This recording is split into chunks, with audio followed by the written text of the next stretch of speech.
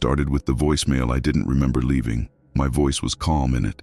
Too calm. It said, "If you're listening to this, it means you forgot again. Don't trust what you see after 2:17 a.m. I woke up at 2:43. I'm telling this exactly as it happened, or as I think it did. That distinction will matter later. My name is Daniel Kerr. I'm 36 years old. I live alone in a rented duplex at the edge of a dead subdivision. Half-built homes, empty streets, the kind of place where sound carries too far at night. I work days as an insurance claims analyst. Numbers, photos, statements, truth filtered through paperwork, normal, boring, predictable. That's important because whatever is happening to me now doesn't feel random. It feels procedural, like it follows rules I don't fully understand anymore. The voicemail was timestamped 3 weeks ago. I checked my call logs. No outgoing calls that night, no missed calls, no saved drafts. Just the voicemail, sitting there like it had always been. I listened again. If you're listening to this, it means you forgot again. Don't trust what you see after 2:17 a.m. The mirrors lag. The sounds come first. And if you hear breathing that isn't yours, the message cut off. No static, no goodbye, just silence so clean it hurt my ears. I sat on the edge of my bed, phone in my hand, heart doing that slow, heavy thump like it was pushing through mud. The house was quiet except for the refrigerator cycling in the kitchen and the distant hum of the streetlight outside my bedroom window. 2:46 a.m. I told myself the obvious thing. Sleepwalking. Or stress. Or one of those half-dream states where your brain invents artifacts and convinces you they're real. That explanation worked for about 10 seconds. Then I noticed the notebook on my nightstand. I don't keep a notebook on my nightstand. It was black, soft cover, corners worn like it had been handled too much. My handwriting covered the front in block letters, pressed hard enough to leave grooves. "Read this when you wake up confused." My mouth went dry. I opened it. The first page was dated 4 months ago. "You won't believe this is happening. That's normal. You never do. Start with the cameras. I don't own cameras. At least I didn't think I did." I turned the page. More handwriting. Same ink, same pressure, same me. Rule 1. Do not review footage alone. Rule 2. The timestamps lie after 2:17. Rule 3. If you see yourself watching the footage, stop immediately. I laughed. A sharp, brittle sound that didn't feel like it belonged to me. This was a breakdown, a delayed one, sure, but I'd heard stories. Brains cracking quietly, building elaborate systems to protect themselves. Trauma loops, dissociation. My therapist used those words once after the accident. The accident. I hadn't thought about it in a while, or maybe I thought about it too much and just didn't realize it anymore. I closed the notebook and told myself I'd deal with it in the morning. That's when I heard the breathing. It wasn't loud. That was the worst part. It came from somewhere inside the house. Slow, measured inhales and exhales, slightly out of sync with my own. Too steady to be the pipes. Too close to be outside. I held my breath. The sound continued. From the hallway. I grabbed my phone and turned on the flashlight.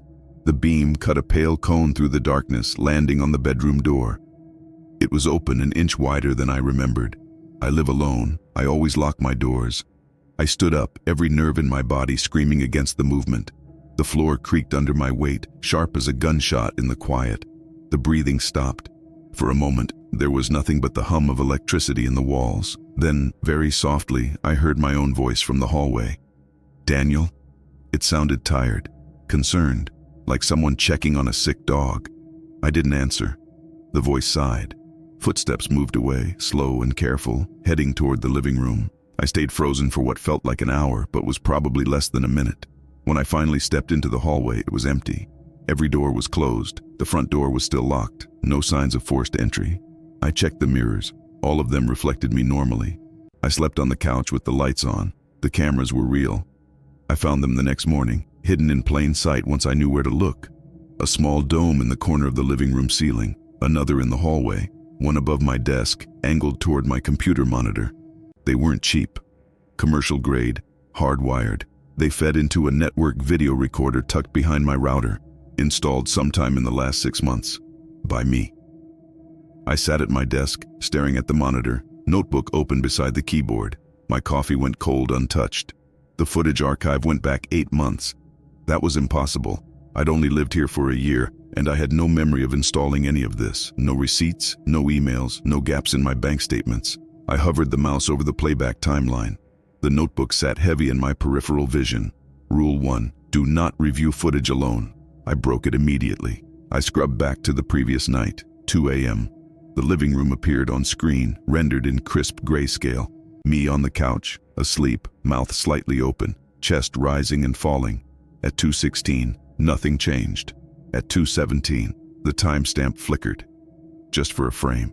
2:17 became 2:19, then 2:18, then back to 2:17.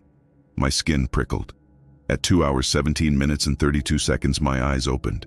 I watched myself sit up slowly like I was waking underwater. I didn't look confused, I didn't stretch, I didn't yawn, I just listened. Then I stood and walked down the hallway, toward my bedroom, toward the version of me that was asleep in the bed. I stopped the footage. My reflection stared back at me from the dark monitor, pale and hollow-eyed. I closed the notebook. I unplugged the recorder. I told myself I would call someone, a friend, my therapist, anyone. Instead, I went to work. Things escalated quietly after that. That's how it always happens, I think. No alarms, no screaming descent into madness, just a gradual erosion of certainty. I started finding notes I didn't remember writing.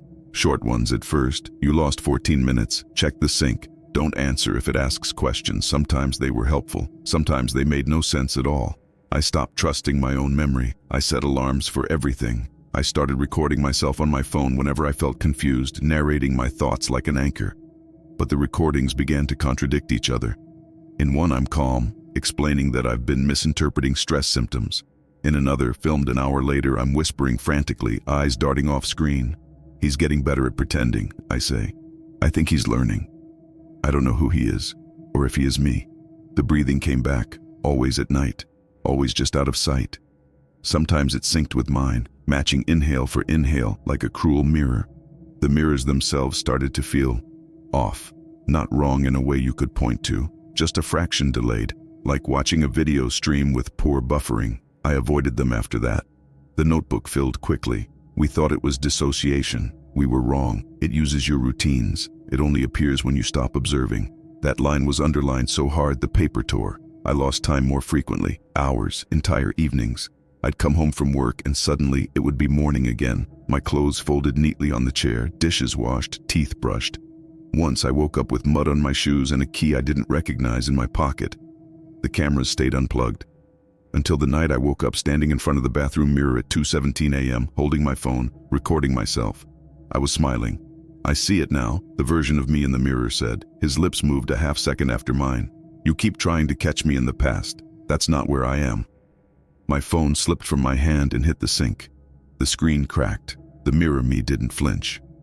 I'm what's left, he continued gently. I'm the part that stays awake when you can't handle it. The lights went out. I don't remember much after that.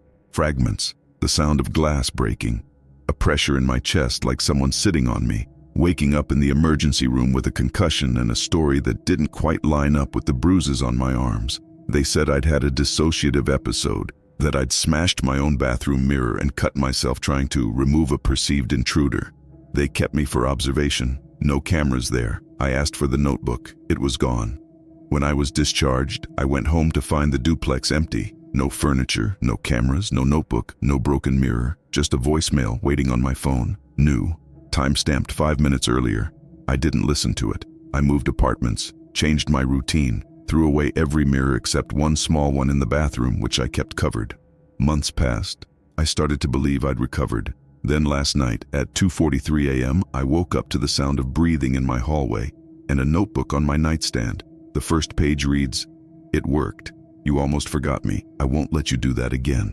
I hear footsteps outside my bedroom door now. Slow, careful, familiar, and somewhere behind my eyes, a calm voice is reminding me that I don't handle the nights very well on my own.